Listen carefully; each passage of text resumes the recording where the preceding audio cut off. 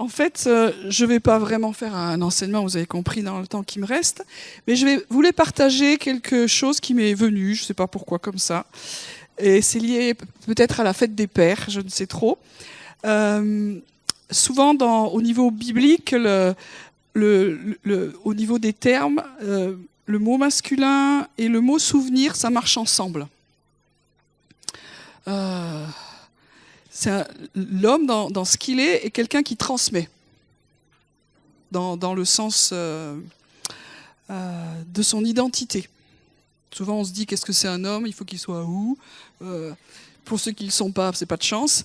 Et donc, c'est quelqu'un qui va transmettre. Et la chose qui est le plus important à transmettre devant le Père, c'est vraiment le cœur de Dieu, la compréhension de qui est Dieu et de transmettre les valeurs aussi du royaume.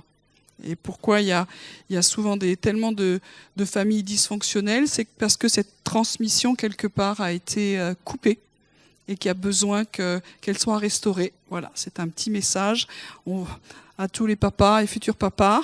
On veut vraiment vous bénir, vous honorer et dire vous êtes des bons transmetteurs, donc transmettez. Il y a une responsabilité là-dessus à le faire. Et donc, moi, ça m'a fait revenir sur qui nous sommes en tant que famille spirituelle. Alors, je ne parle plus de la famille naturelle. Donc, l'Assemblée chrétienne de Toulouse, pour certains, vous le savez très bien parce que vous y étiez au début. Donc, qui sont les ancêtres ici encore? Pouvez-vous lever quand même qu'on puisse honorer Voilà. Donc, c'est ceux du siècle dernier.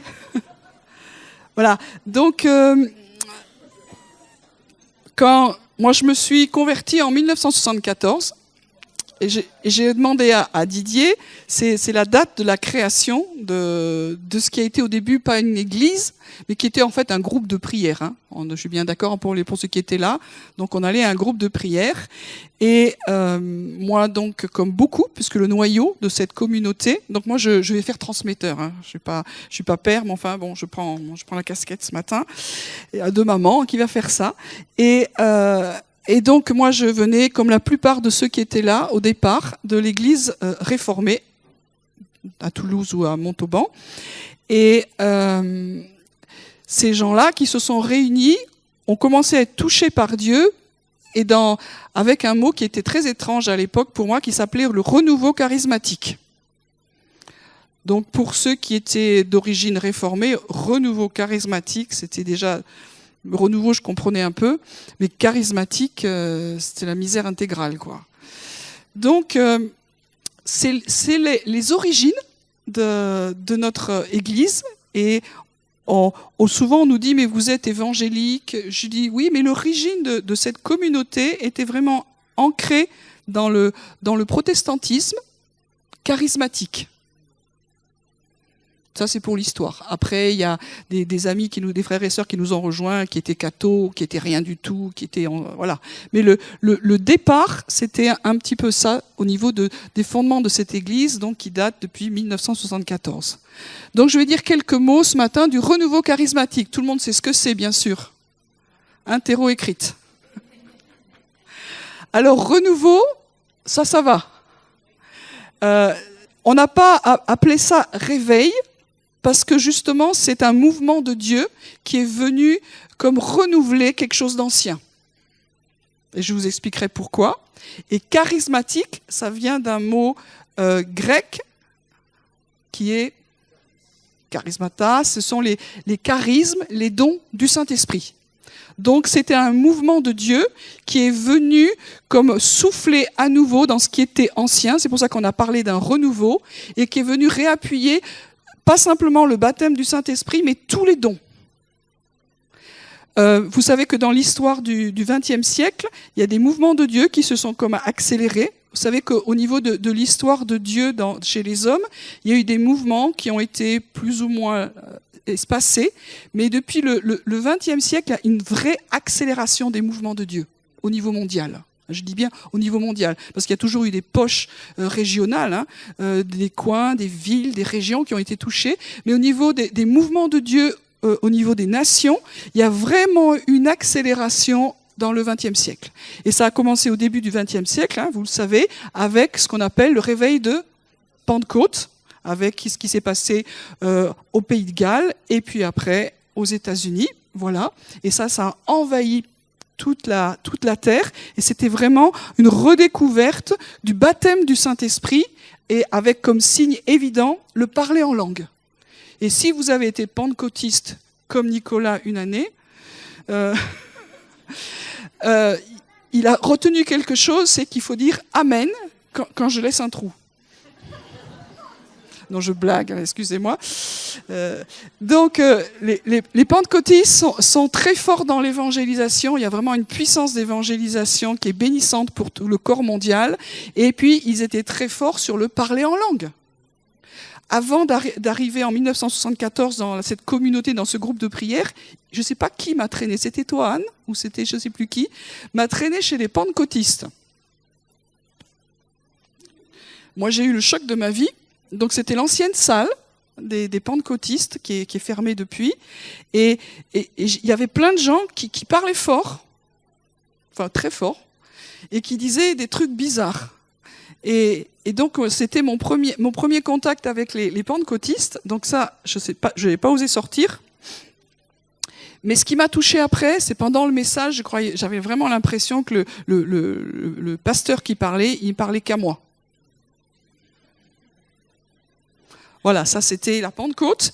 Et après de ce choc-là, on est tombé dans le renouveau charismatique. Comment c'est arrivé en France?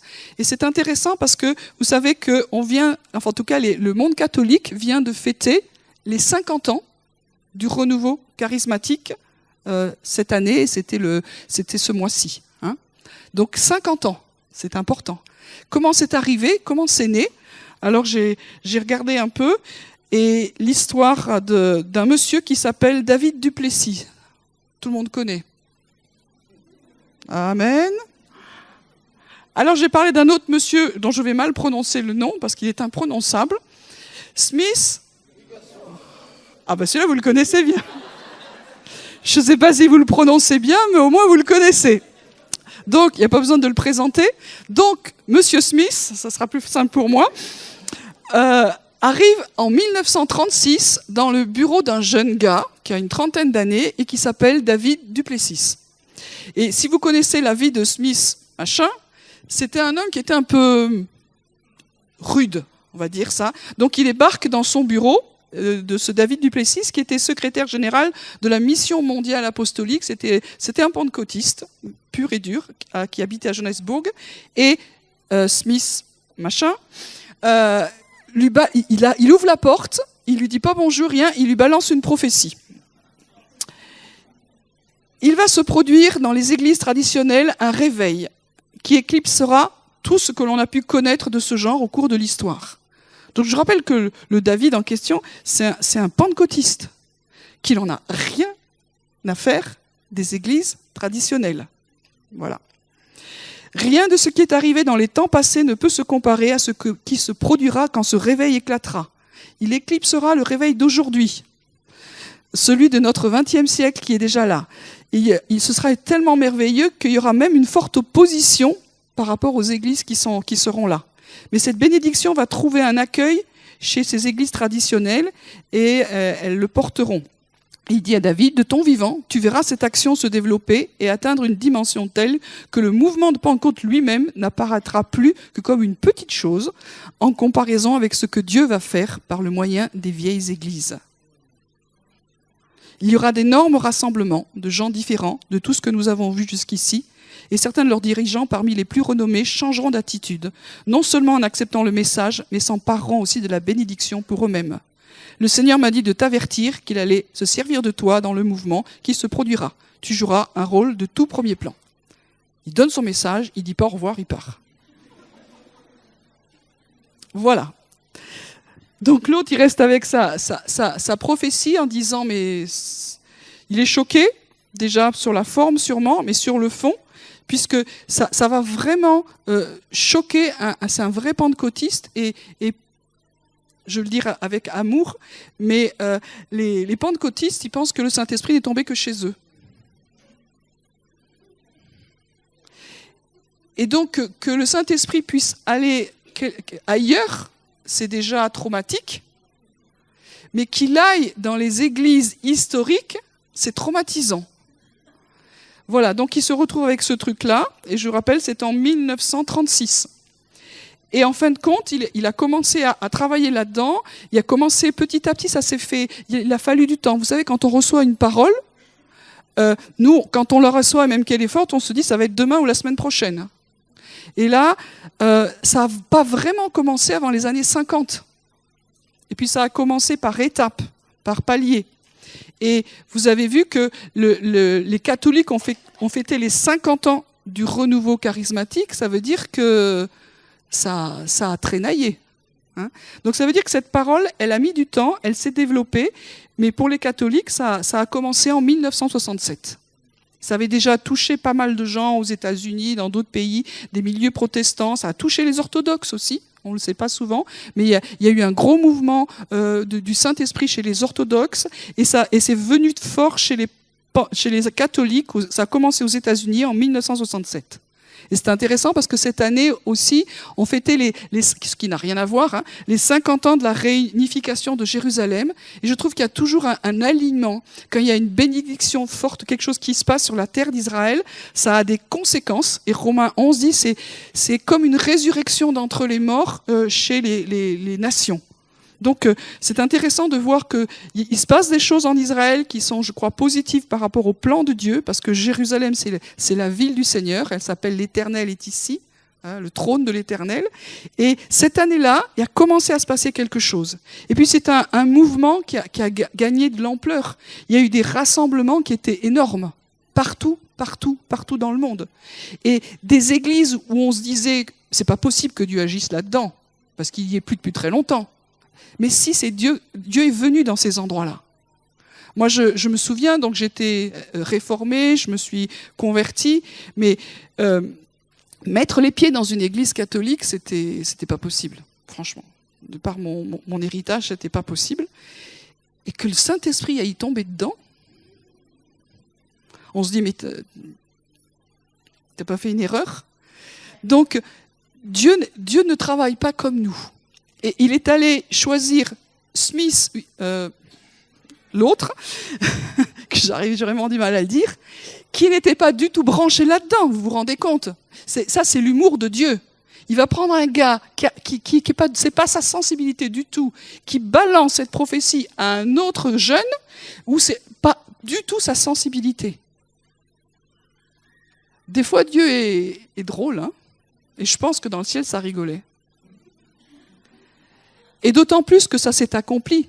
C'est-à-dire qu'il y a des millions de personnes qui ont donné leur vie au Seigneur, qui ont été baptisées dans le Saint-Esprit, qui sont rentrées dans ce renouveau. Et aujourd'hui, c'est un petit peu plus en panne, on va dire, mais il y a eu vraiment un grand mouvement. Alors par rapport à la France, nous, c'est arrivé un tout petit peu plus tard, on va dire dans les années 70. Et ça a pris du temps, je ne vais pas faire de l'histoire, c'est pas intéressant. Mais il faut savoir que en France, on a eu des gros rassemblements charismatiques. Je me souvenais plus très bien, puisque nous, on n'était pas trop là-dedans, mais en 1988, il y a eu un grand rassemblement au Bourget. Il y avait à peu près 20 000 personnes. C'est la France, hein? Voilà. Donc, ça a eu un réel impact. Voilà. Donc, nos racines, notre histoire, je voulais le redire, notre communauté au départ, qui était un groupe de prière et puis qui a évolué jusqu'à ce qu'on est aujourd'hui, et a été fondée dans ce renouveau charismatique. Et donc je me suis dit, après il y a eu des leaders qui se sont succédés pour qu'on soit jusqu'à aujourd'hui, mais j'ai pas le temps d'en parler, mais je voulais quand même les honorer. On a eu un premier leader qui était belge, une fois, et puis après, on a eu Roland, Didier, et puis toutes les équipes se sont succédées. Merci d'avoir été là, d'avoir tenu, et puis merci d'être là aussi à chacun. Et on passera le témoin aussi au suivant, pour que Dieu fasse ce qu'il a prévu de faire. C'est ça l'histoire d'une communauté. Elle peut évoluer, pas toujours comme on pensait, mais Dieu nous surprend toujours. Donc si je reviens aux racines, on est charismatique. Ça veut dire quoi aujourd'hui être charismatique? Alors là, je prends quand même quelques textes, hein, ça va? Un des textes fondateurs, c'est qu'on croit qu'il s'est passé un truc à la Pentecôte. Jusque-là, vous êtes d'accord avec moi, vous aviez bien compris ces 2-3 trucs. Donc c'est-à-dire qu'à la Pentecôte, il s'est passé une chose simple, c'est que Dieu avait promis au travers de Jésus qu'une fois qu'il serait monté au ciel, que la mort ne l'aurait pas retenu, qu'il serait monté dans la présence de Dieu, il donnerait quelque chose de spécial ou quelqu'un, un autre consolateur, le Paraclète, c'est le Saint-Esprit. Et Jésus a dit à ses disciples, attendez-le. Le jour de la Pentecôte, c'est Acte 2. Le jour de la Pentecôte, on a lu ce texte à Pentecôte, je le relis. Le jour de la Pentecôte arriva, ils étaient tous ensemble dans le même lieu. Tout à coup, il vint du ciel un bruit comme celui d'un souffle violent qui remplit toute la maison où ils étaient assis. Des langues qui semblaient de feu et se séparaient les unes des autres leur apparurent. Elles se posèrent sur chacun d'eux. Ils furent tous remplis d'Esprit Saint et se mirent à parler en d'autres langues selon ce que le Saint-Esprit leur donnait de s'exprimer. Donc ça correspond vraiment au premier mouvement de Pentecôte qu'il y a eu au début du siècle. Et dans le renouveau charismatique, il y a ça, mais ça ne s'est pas arrêté là. C'est-à-dire que quand le Saint-Esprit a soufflé dans toutes les nations, on a redécouvert 1 Corinthiens 12. Pour faire court, hein, il n'y a pas que ce texte-là. Alors 1 Corinthiens 12, tout le monde connaît. Il y a plusieurs choses, il y a plein de choses d'ailleurs, je ne veux pas le résumer à que ça, mais en fait il y a diversité de dons, le même esprit, de service, mais le même Seigneur, diversité d'opérations, mais le même Dieu qui opère tout en tous. Or, à chacun, la manifestation de l'esprit est donnée pour l'utilité commune. Et manifestation, c'est dans le sens, le Saint-Esprit va être rendu visible, concret. Il va quelque part se manifester, mais on va le voir, parce que le Saint-Esprit, c'est partie du monde invisible. On ne peut pas dire le Saint-Esprit est au milieu de nous, moi je vois rien. Mais les manifestations du Saint-Esprit sont données pour l'utilité commune et rendent visible la présence et l'action du Saint-Esprit. Alors, en effet, à l'un est donné par l'Esprit une parole de sagesse, à un autre une parole de connaissance selon le même Esprit, à un autre la foi par le même Esprit, à un autre les dons de guérison par le même Esprit, à un autre le don d'opérer des miracles, à un autre la prophétie, à un autre le discernement des esprits, à un autre diverses sortes de langues, à un autre l'interprétation des langues. Un seul et même Esprit opère toutes ces choses, le distribuant à chacun en particulier comme il veut. C'était un vrai changement dans l'Église. Parce qu'on allait à l'Église, on chantait quelques cantiques, spontanés depuis le XVIIIe siècle, et après, on écoutait un message, et puis voilà. Et là, tout à coup, le Saint-Esprit fait irruption, et certains parlent en langue. Et puis d'autres, ils vont commencer à prophétiser. Il y en a qui auront des paroles de connaissance, de sagesse, il y en a qui vont prier, et il y aura des guérisons, etc. Est-ce qu'on se rend compte le vrai bouleversement que ça a été? Moi, la première fois que dans le groupe de prière on était, j'ai entendu quelqu'un qui chantait une prophétie, je me suis dit, waouh, c'est beau, ça me parle. C'est dans quel livre? C'est dans quel cantique? C'est dans quel recueil? Ah, tu l'as reçu directement du Seigneur. Waouh! Et puis, une parole pour quelqu'un. Et cette parole va bénir, va peut-être transformer sa vie, va l'encourager, va la consoler. Mais est-ce que vous vous rendez compte de la révolution incroyable? On s'y est un peu habitué aujourd'hui. Et puis de pouvoir se dire, je peux prier pour quelqu'un et il y a une possibilité forte que cette personne soit guérie. Quand on n'est pas malade, la guérison, ouais, ça va. Mais quand tu es malade, tu as envie d'être guéri. Et il y a une possibilité. Parce que c'est l'amour de Dieu qui est répandu. Et ça, c'était le renouveau charismatique. Et puis, je ne vais pas reprendre tous les dons qui sont là. Donc ça, c'était vraiment nos racines. Dans la communauté que nous formions au début, notre responsable avait un ministère dans la délivrance. On peut chasser les démons, les copains. Parce que les démons, ça existe. Ben oui. Jésus en a rencontré. Si on enlève tous les... Si vous mettez un espèce de truc qui efface toutes les fois où il y a écrit le mot démon dans la Bible ou esprit méchant, il va y avoir du nettoyage. Et aujourd'hui, on peut être libéré. Ça fait partie vraiment aussi de ce qu'on a retrouvé dans ce renouveau. Et puis, si je continue avec ce que David du Plessis a vécu dans les années 50, c'était en train de commencer à monter le renouveau, mais ça n'avait pas pris l'ampleur. Et Dieu lui a parlé, après avoir parlé des dons, il lui a parlé surtout d'un Corinthiens 13. Ça tombe bien, c'est après 12.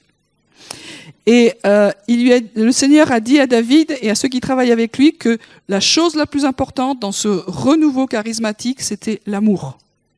C'était plus important que de parler en langue. C'est un pentecôtiste.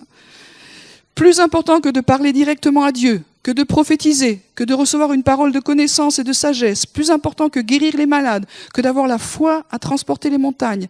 Plus important que de vendre tout, que de nourrir les pauvres et que de donner sa vie. C'était un message qui était radical. Et ça a été aussi la racine du renouveau charismatique. Se dire, est-ce qu'on a assez d'amour pour s'accueillir dans nos différences ? Les catholiques n'avaient aucun amour pour les protestants. Moi, j'ai fait des séminaires avec les cathos, ils m'ont demandé, mais vous, les protestants, vous êtes chrétiens ? Toi, tu commences à m'énerver déjà. Ça commence mal, ce truc-là. Et nous, en tant que protestants, les catholiques, c'était les idolâtres, les hérétiques, et que je ne vais pas mettre un pied chez eux. Et quand il y a des telles différences où on n'est pas d'accord et on n'est toujours pas d'accord sur des choses fondamentales, l'amour nous permet, 1 Corinthiens 13 nous permet de passer au-dessus. Ça ne veut pas dire aimer, on ne fait pas comme si ça n'existait pas. Vous savez, l'amour de Dieu, l'amour du Père, il aime tout le monde. Il aime tous les pécheurs. Il aime les pires. Donc nous, on peut aimer les frères catholiques ou protestants ou orthodoxes, quand même. Hein. Mais ça ne veut pas dire qu'il est d'accord avec ce que font les pécheurs. Et c'est là où on bloque.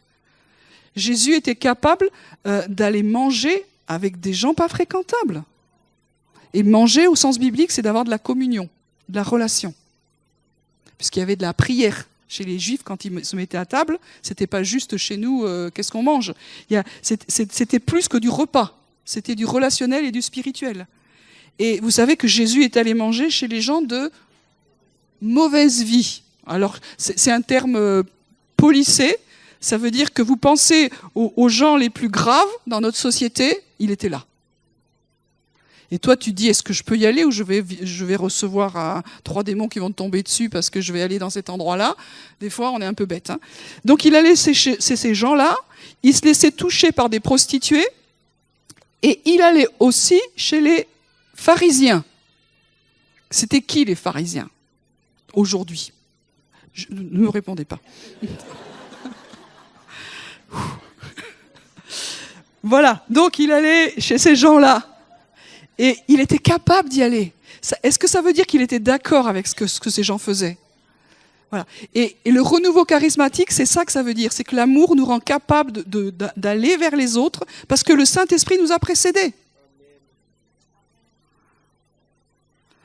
Si le Saint-Esprit va, est-ce que nous sommes plus saints que le Saint-Esprit ? Souvent, oui. Et c'est ça le renouveau charismatique. Il est allé, le Seigneur, dans des endroits qui pour nous n'étaient pas possibles. Pour moi, ça m'a confronté réellement. Et David du Plessis, ça l'a confronté. Je pense que Smith, ça l'a confronté aussi de balancer une parole prophétique pareille. Et aujourd'hui encore, ça nous confronte. Donc, il y a ce mouvement qui est là.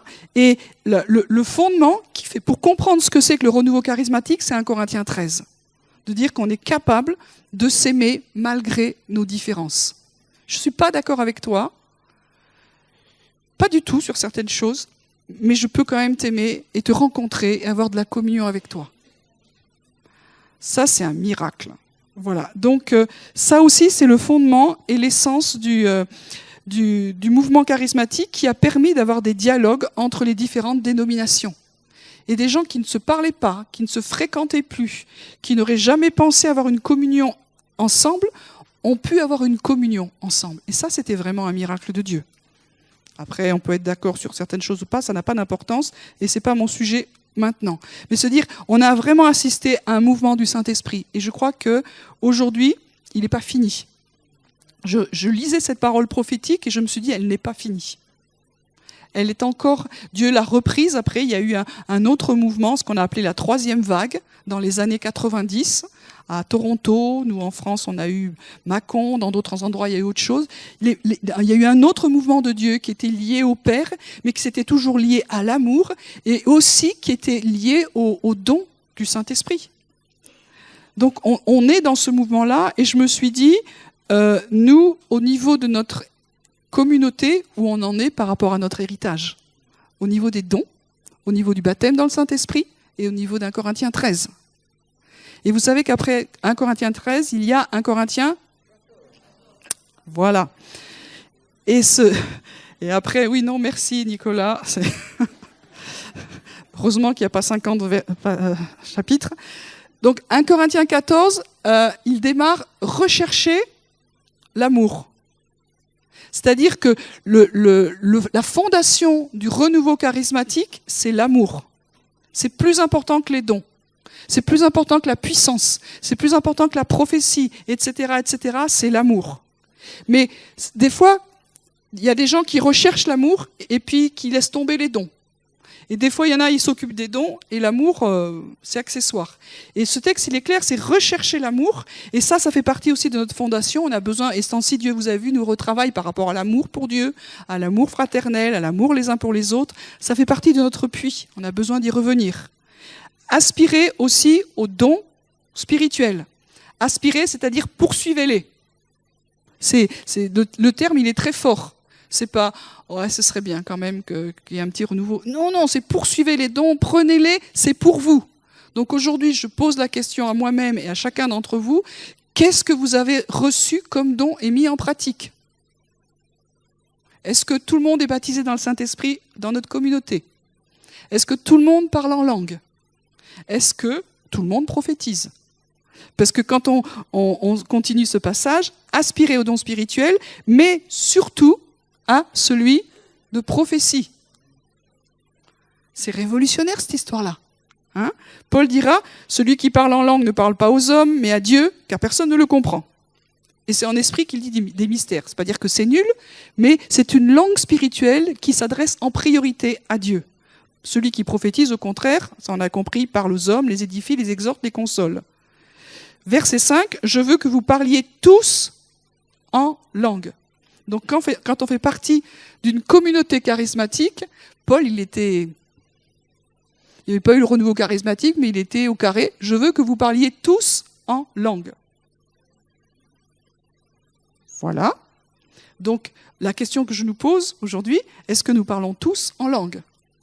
Ou de temps en temps, on est intermittent du spectacle? Quand il y a un petit moment pendant le culte où il y a un petit trou, c'est pas toujours ça. Ou alors dans notre vie, quand il y a un moment difficile, on se rappelle qu'on parle en langue. Ça doit être une autre langue. Moi, je le dis souvent, je suis nulle dans l'apprentissage des langues. Si quelqu'un a une parole de foi pour moi, vous pouvez venir prier. Mais j'ai quand même le parler en langue, donc ça... Alléluia. Donc, je parle en langue. Et Paul dit, je veux que vous parliez tous en langue, mais je veux encore plus que vous prophétisiez. C'est-à-dire qu'il veut que nous parlions tous en langue, mais il veut que nous, encore plus fort, que tous nous prophétisions. Et donc ça fait partie réellement de notre héritage doctrinal et pratique. Donc la question que je me renvoie et que je nous renvoie, c'est pas une question de spécialiste. Après, il y a des ministères prophétiques. Il y a des dons, des personnes qui ont un appel particulier, mais le disciple moyen de base que nous sommes tous, nous avons tous à prophétiser. Et la prophétie, c'est un don. J'ai souvent entendu que certains disaient « Je ne sais pas si je l'ai reçu, il ne faut pas les demander, c'est Dieu qui donne comme il veut. » Mais reprends ta Bible, là, laisse tomber. C'est Dieu qui les donne, Et Paul dit, je veux que tous vous prophétisiez. C'est-à-dire que des fois, il y a des dons, on ne sait pas si on va les recevoir. Mais celui-là, tout le monde l'a. Il est là. Du moment qu'on a le Saint-Esprit, on peut parler. Pour bénir, exhorter, édifier. Alors, je nous réencourage en ce jour où nous faisons mémoire, souvenir de d'où nous venons, de dire à notre puits intérieur, « Ah, je suis baptisé dans le Saint-Esprit, je parle en langue, et que la prophétie jaillisse, et tous les autres dons. Que ceux qui ont les dons de guérison soient réactivés. Tous les dons de guérison et tous les autres, les paroles de connaissance, de sagesse, la foi, de faire des miracles, etc., etc. Ok ?